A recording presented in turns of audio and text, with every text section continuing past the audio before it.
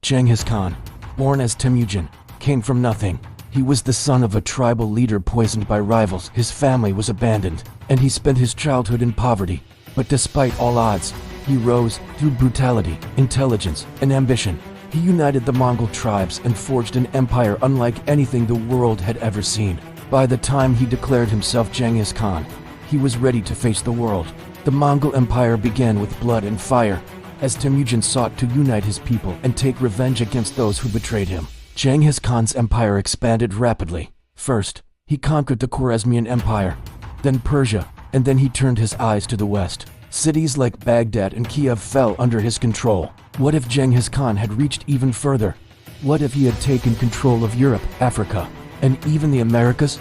Imagine the Mongol Empire extending from the Pacific to the Atlantic, spanning continents and dominating the world's economy. Genghis Khan's vision was not just about territory.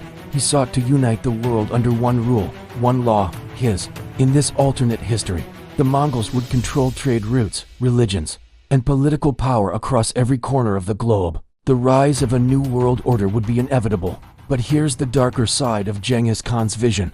The world would live under the iron fist of a ruler who believed that loyalty was the only thing that mattered. Those who were loyal to him flourished. Those who resisted were eradicated without hesitation. If Genghis Khan had conquered the world, there would be no place for rebellion, no place for freedom. Religions would be altered or replaced by Mongol law, and cultures would be subjugated to the Mongol way of life. Citizens would have no voice, only loyalty to the emperor mattered. This would be a world of fear, where every day was spent under the shadow of Genghis Khan's might. Would the world become a technological wonder, or would it turn into a prison of total control? Genghis Khan's empire wasn't just about war, it was about control. His bureaucratic system was efficient, ensuring that every corner of his empire worked as one machine. Under Genghis Khan's rule, nations were no longer allowed to operate independently. The world would be connected by one government, one ideology, and one supreme ruler. Even after his death, his sons and grandsons would continue his reign, expanding the Mongol Empire further and further. Genghis Khan's legacy of fear would live on.